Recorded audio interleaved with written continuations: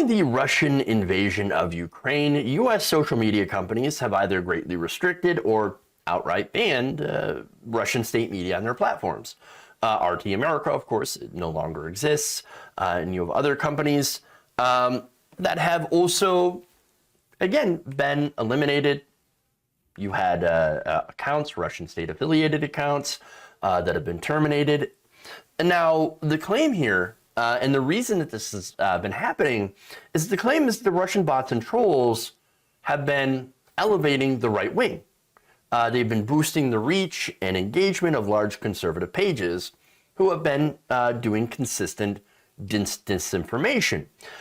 So now it turns out, according to a new analysis, the elimination of the Russian bots, because certainly there are a lot less people who are Russian able to access Facebook and Twitter these days. Well, the thinking is by, I guess, a lot of mainstream liberals is that, well, I mean, of course, the Russian bots are the only reason that these, and I'm speaking mainly about Facebook, but there's also Twitter and other platforms. That's why all these right-wing pages are so huge, because all they have are bots and troll followers. Now, it turns out that's actually not true. It's actually the companies themselves, these social media companies, as well as the algorithms that are boosting right-wing pages and accounts organically with Americans. So now there's a couple of different parts to the story. For one, it's debunking the idea that banning Russian state media from Facebook and Twitter had any sort of impact on the popularity of right-wing pages in the United States and their engagement. Secondly, it's actually how about these companies themselves and their business model, how they're set up to boost right-wing pages and accounts in the United States. So now, first, important to mention, are there indeed bot trolls and farms? Yes. Yes, there are. Those do exist. But what I've always said, and this goes all the way back to the election in 2016, where, you know, that's where the furor, the outrage over, you know, the Russian disinformation, etc., made it all over liberal media. And they blamed basically Hillary Clinton losing on two things: Bernie Sanders and Russian bots and trolls. Now, again, I've said before, I don't really think that it was a big part of Hillary Clinton losing, the Russian bots and trolls. And now this kind of backs that up, this, you know, analysis of what happens when you remove the bots and trolls. You still have the disinformation. You still have these right-wing pages that are just absolutely dominating on social media. So now, Media Matters for America, not exactly a conservative organization, right? They have recently compiled and analyzed Facebook posts from news and politics pages from all different parts of the spectrum, including politically or ideologically non-aligned. So they looked at the news and politics pages specifically, and they looked at it between January 1st and March 14th. Now, they found that there was no substantial change in engagement for right-leaning pages ever since Russia invaded Ukraine on February 24th. And of course, that's when, afterwards, I should say, that's when a lot of these social media companies cracked down on Russian accounts and banned them. Okay, so now similarly, Dewey Square Group analyzed a number of trends and users across Twitter and found that there had been no substantial change in engagement for prominent right-wing accounts and narratives. So basically, it shows that it's not the Russians that were pushing the popularity and making these right-wing pages so incredibly popular. So let me show you a graph here. And I found this very interesting. So take a look. It's total interactions earned on posts for Facebook pages about US news. And it's between those two dates. So the right, or I should say the red, is right-wing pages. And that little sad little blue line, that's left-leaning pages. Yikes. So now, for 2022 overall, you had right-wing leaning Facebook pages that continued to dominate in terms of interactions compared to left-leaning and ideologically non-aligned pages. Average interactions per post from each type of page, right-leaning, left-leaning, and non-aligned, actually increased in the 19 days since the invasion compared to the 19 days before the invasion. But why? Well, it's because it's big news. A lot of people are talking about it, right? So now, the Facebook pages for Ben Shapiro and Breitbart had actually earned about nearly 14.5 million interactions and nearly 8.4 million interactions, respectively, on their posts since the Russian invasion, receiving roughly similar total daily interactions both before and after the attack. And the most unsurprising point, of course, is that its overall trends for narratives related to culture war issues remained unchanged. Unchanged. So now, that's important to point out. Why? Russia didn't start the U.S. culture war. Now, did the bots and trolls try to take advantage of it? Yeah, of course. Why wouldn't you? Why wouldn't you? If you're trying to break the U.S. apart. But the conservative movement has always fought the culture wars. In fact, that's what they're all about. You don't need the Russian bots to do it. Now, on Twitter, they found out that there was also no decrease in the number of recently created accounts posting on those social war topics or culture war topics, such as, not so much for climate change, but they also posted about climate change, but Black Lives Matter as well, and of course, conspiracy theories about George Soros. Engagement metrics for prominent right-wing Twitter users Scott Presler, Mike Cernovich, Donald Trump Jr., and Matt Schlapp also remain unchanged from February 5th to March 7th. So they found, once again, no significant reduction in right-wing content or engagement as a result of banning Russian accounts. I think that is very important, very noteworthy. Now, it's also disturbing. So the other thing, too, is that where does that leave left-wing commentators? Well, it leaves us in a pretty bad place. It shows you how completely underrepresented the left is when it comes to impressions and views on social media. In fact, on Facebook, right-leaning pages, and I've got a graph that I'm going to pull up for that too. Right-leaning pages earn nearly 550,000 interactions, or 42% of total interactions earned on posts from news and politics pages between January 1st and March 4th, while ideologically non-aligned pages made over 60% of posts. So here's that. So look at the left-wing pages. Sure, less posts. In fact, it's about half. And as such, look at the engagement, the interactions. It turns out that I think a lot of the liberals went back to brunch after Joe Biden won the election. While Republicans, of course, I guess understandably, are more engaged than ever because they were on the losing end. But the other thing that is part of this, and that it's a big component here, is the culture war. In fact, since the beginning of this year, right-leaning pages on Facebook have dominated both posts and interactions related to topics such as critical race theory, which is not taught in schools, not taught in K through 12. LGBTQ issues, mainly trans rights, or the fact that they want to take away transgender rights, so-called parents' rights, and more.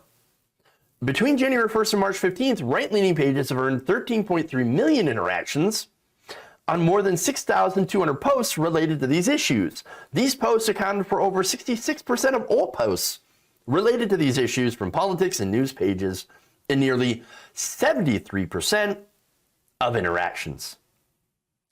On Twitter, they found no sign of inauthentic activity in right-wing discussions, and no noticeable drop in engagement for high-profile right-wing users after the purging of Russian accounts. So what's going on here is it's not exactly the case of the Russians creating troll farms and bots to create a culture war. It's the right wing in the US pushing the culture war and using the Facebook algorithm and other social media algorithms to amplify it. And by the way, these social media outlets are massively in favor of the right wing. And so now, here's the thing. Right-wing content is, you may or may not have noticed, it is very inflammatory. It causes people lots of emotions. That emotion generally is anger, which again fuels engagement, interactions. I can tell from some of the hate posts that I get that people are very angry at some of the things that I say. Imagine that. I want poor people to live in dignity. How dare you, you fucking liberal. Okay, all right. Sure. Get angry, right? You're only boosting my engagement, but that's how it works. The algorithm then picks up on that algorithm, and that engagement, and guess what? It starts showing it to other people. And that fuels more engagement, more outrage, and that's how this entire thing spreads. This is called algorithmic amplification. And it's not by accident that it works this way. In fact, according to Mother Jones, near the end of the first year of the Trump presidency, Facebook engineers noticed this and noticed that, oh wow, this is amplifying a lot of right-wing content, a lot of pro-Trump stuff. Now, Facebook engineers had told their executives and said, look, we have some proposed changes to make this a little bit better, so that, we can change how posts are ranked by the algorithm that programs your newsfeed. Now, the goal the company said at the time was to show users more content from friends and family and to prioritize trusted and informative news sources. Well, that would be nice, right? But that's not what happened. The executives had asked the engineers, okay, that sounds great, except how will that affect the biggest right-wing news outlets on Facebook, which happen to be Breitbart, Gateway Pundit, and Daily Caller. So now, according to a former Facebook employee with knowledge of the conversations, the testing of that change on the feed revealed that it would take actually a huge chunk out of the traffic of right-wing sources of those three different outlets. The three major pushers of disinformation and conspiracy theories. Now look, Daily Caller, yes, less so than Gateway Pundit, which is pure trash. Now, in response to this, the ex-employee said that Facebook leadership freaked out and said, we can't do this. How dare we harm our beloved right wing? They give us tax cuts and deregulation. They let us do whatever the hell we want. Of course we're going to be on the right wing. The engineers were then told to go back to the drawing board. And in January 2018, they returned with the second iteration of the algorithm that mitigated harm to right-wing publishers and went after, you guessed it, progressives. Yes, they went after progressives' left-wing pages because, of course, their presentation had included a slide with the Mother Jones highlighted as one of the news sites that would suffer from less engagement. In fact, here's what that ex-employee told Mother Jones at the time, quote, the problem was that the progressive outlets were real news outlets like yours, and the right-wing ones were garbage outlets. You guys were one of the outlets who got singled out to balance the ledger. Those changes were also, by the way, pushed by Facebook's Washington office, which in the Trump era was led by Republican operatives and headed by Vice President of Global Public Policy, Joel Kaplan, who is a former Bush White House official. Yes. Now, during the 2016 presidential campaign as well, another ex-Facebook employee told Mother Jones, it was made clear that we can't do a ranking change that would hurt Breitbart, even if that change would make the news feed better. Well, we can't have that, of course. And again, I'm not even in favor. I'm not in favor of reducing or eliminating right-wing content. I think that's fine. Right-wing content is fine. In fact, if there were no right-wing content, I wouldn't have anything to push back on. So, I think it's fine. You have an opinion that's different than mine. You should be able to post on Facebook. The thing that I have a problem with, or YouTube or Twitter, etc.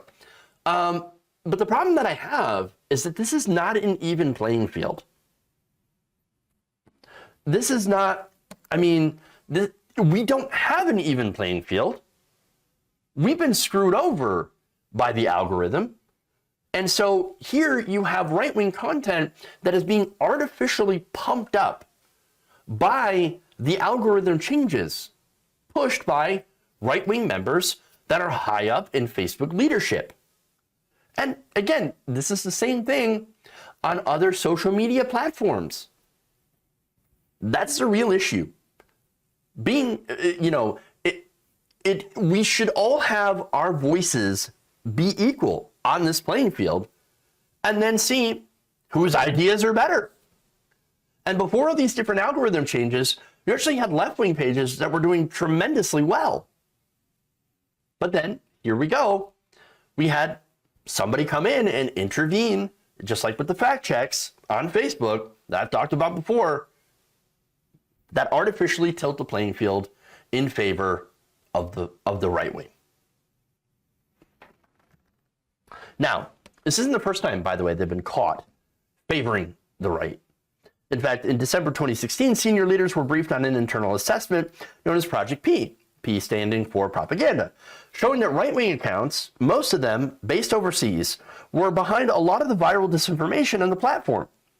But the Washington Post has reported, and by the way, they're probably overseas for tax reasons, let's be honest with you. The Washington Post reported Kaplan objected to disabling all of the accounts because it would, quote, disproportionately affect conservatives. Shocker. In 2017 and 2018, according to the Wall Street Journal, Facebook launched an initiative called Common Ground, which, along with several proposals, suggested slowing down the spread of content from so-called super sharers. Now, super sharers, of course, are basically those are accounts that will aggregate hyper-polarizing content and do lots and lots of clickbait. Now, another initiative suggested that slowing down the spread of political clickbait, which the company's data showed emanated mostly from conservative accounts. Their proposals, however, all of them were subject to vetting by Kaplan's team and were largely rejected. So if anybody who's being, is being silenced and suppressed by big tech, it's actually the left, and it's been that way for quite some time. Anybody who's screeching about, oh, we can't ban a conservative account because they're going to come after the left, well, you're a little late on that. They came after the left first. And now left-leaning pages and accounts are just devastated. Absolutely devastated. And so we've all seen it. Facebook, YouTube, dominated by right-wing creators. And they've been given unfair advantages by the algorithms. Now, the refrain, by the way, and this is according to Matali Jan, the legal director at Avaz, who noticed this, right? Saying the refrain that we hear from conservative lawmakers about the bias against conservative outlets, all the evidence that we've seen suggests the opposite.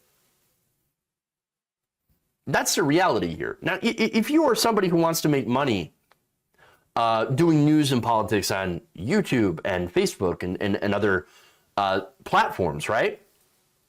Well, you'd be stupid to be a left-leaning channel on YouTube or Facebook.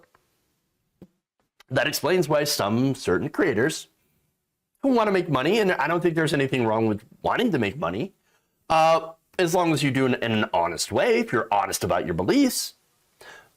But, the money thing is, I think, why certain channels have veered off towards anti-vax conspiracy theories and now completely focus on attacking the left over whether it be culture war issues or other nonsense.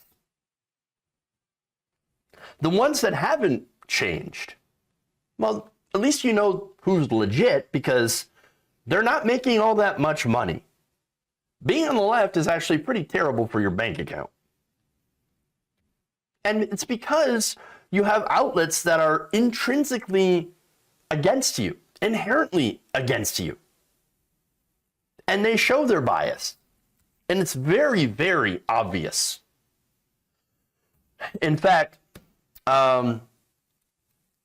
let's see.